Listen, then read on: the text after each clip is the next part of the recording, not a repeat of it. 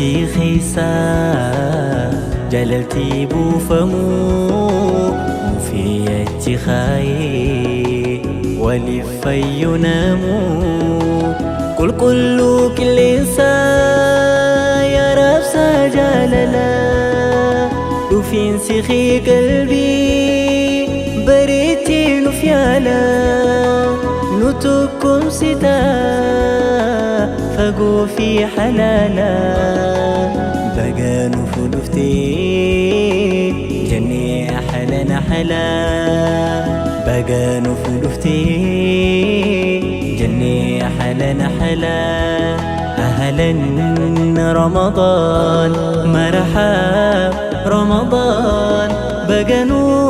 فرفتي خيري دام فايمتي أهلا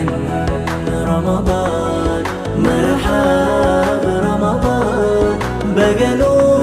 فرفتي خيري دام فايمتي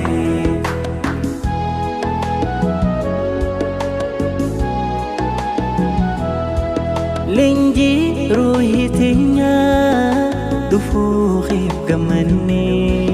قويا ثم نولا الكاني سدابني لنجي روحي تنيا دفوخي بقمني قويا ثم نولا الكاني سدابني أجي أجالو كتباتي هكما سيخي سلاليستي تكما هالمسلمة أدوباتي ديتو قويا لك أونا يا ربي ننقاهي جنتي خادنا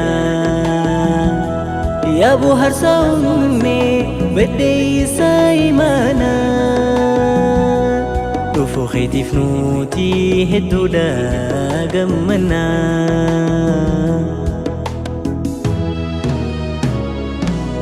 أهلا رمضان مرحب رمضان بقنو فرفتي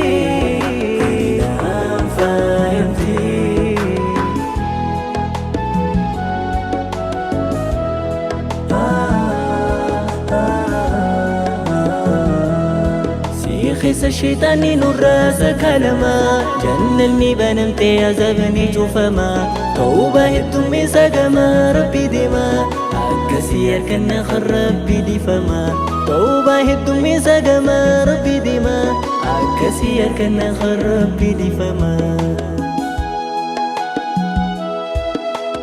أجريتي ربي تو جي أنا فديسا بيخا هنقسا قرآن كراون خليكا دبنا وانهاجات نياتي ربي تهمنا نخني يا ربي عجريباتي تناولا إرانو لهنجيسي أنت يا مولانا أنت يا مولانا أنت يا مولانا أنت يا مولانا يا مولانا أنت يا مولانا أنت يا مولانا أهلا رمضان مرحب رمضان بقلو فرفتي خينا فايمتي أهلا رمضان مرحب رمضان بقلو فرفتي خينا فايمتي والله فيني تبيجانا جلتوسان سنتها فوق ترى كغاري ربي سنتها بس سومنا هسني كنيا كبر ربي بيجي تاتو جتنا زكاة ربي كنيا كلس جلتوما وبساتات جام pirezidaantii dhaabbata Golodaa Community Support jechuudha. Dhaabbanni kun dhaabbata kichuu ammaan tana reefuun tana ol deemu jechuudha. Dhaabbanni Golodaa Community Support dhalattoota aanaa Golodaatiin yeroo dhiyoo keessatti kan ijaaramee fi hiyyeessa aanaa Golodaa keessatti argamu. Warroottan beela baasuudhaa fi dadhabaa gargaaru warroottan rakkata kanneen akkana kanarratti fuulleeffatee hojjetudha jechuudha. Dhaabbanni Golodaa Community Support arraan tan akka jalqabatti waan ta'u lafa kaayyannee jirra jechuudha. Kanaaf arraan tan bismillah jennee hiyyeessa silaa magaalaa teenya keessatti argamu warroottan qoraan gurguran hiyyeessa silaa waan itti furuun qabnee fi furuudhaaf illee yaaddoo itti ta'u arraan tana sagantaa fursiisa taakka jennee asitti jalqabnee jirra jechuudha. Dhaabbata kun warroottan biyya alaa keessa jiraatan sagantaan kun akka gaggeeffamuuf yeroo baay'ee nu jarjarsanii turanii sagantaa yeroodhaa wajjin xiqqisha wal jala nurraa buutee arraan tana amaanaa isaan nu kennan ummata biraan gahuu keenya kan ittiin garsiifnu ta'uu isaati jechuudha. Akkasuma horeen keenyaas arraan tana sagantaa kana gaggeessuudhaaf nu wajjin jaaramanii miseensi dhaabbata kanaa nu wajjin jiran hedduu galatoomaadhaa ulfaadhaadhaa jechuu barbaanna. Haya akkasumatti waan hundaa obsaan tuqee jira. Kabajamtoota barattoota aanaa keenya kabajamtoota ijoollee aanaa kanaa guututti akkasumatti warroottan biyya alaa jirtan Shaamilaa Mustafaa ijoollee nu deeggartanii hiyyeessa keenya fursiisaa hafxirsiisaa jettanii haadholii teenya tan beela jirtu akka fursiifnu maallaqa kana ergattee jirtu imaanaa isaanii irra waan bakkaan geenyee jirruuf nutilleen guddaa gammannee jirra isaanillee akka gammadan abdii guddoo qabnaa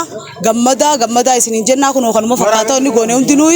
akkasumatti nutilleen barattoota noo jiru barsiisaa Marwaan Sheekamalee isaaniif dabarseetiin jira galatooma. بسم الله الرحمن الرحيم وبه نستعين على أمور الدنيا والدين ثم الصلاة والسلام على نبينا محمد وعلى آله وأصحابه أجمعين أما بعد وبليون كينيا كان بيجي خيساتي في خن على السلام عليكم ورحمة الله وبركاته سنجتا دابني غولودا كوميونيتي سبورتين كنجتورا isa ammaan tana biqila lafaa ol deemu jechuudha. Inshallah hayyoon isaa hawaasa biyyattii rakkataa rakkoo baasuu kan jaarame waan ta'uuf akkasumatti arraan tana sagantaan hafxirsiisaa hedduu bareeddee jechuudha. Hiyyeessa waan itti furu hin qabne kanneen qoraan gurguratan akkasumatti illee beelawaa hedduu magaalaa keessatti argamu fursiisuudhaaf hedduu gammanna. Akkasumatti obboleewwan keenya kan nu deeggaraa turtan kan biyya keessaatiif alaa jechuudha. Hedduu rabbi isin biraa dhaabbatu dalagaa ربي برت اللي جالتهم توتي جيتي ياد مالف إرجما ربي صلى الله عليه وسلم جنة نمنا جاي عن سينو بربادو قبتي سدي حاجة باتو جيتشودا هوجين سدين سن تكفرتي إطعام الطعام بيلوا ناتشي سورة خنين نكارا فرسيسا خنيتشودا فرسيسون كن بيلوا سنياتشي سورة جامد ديبي هالكن إبادة دابتشود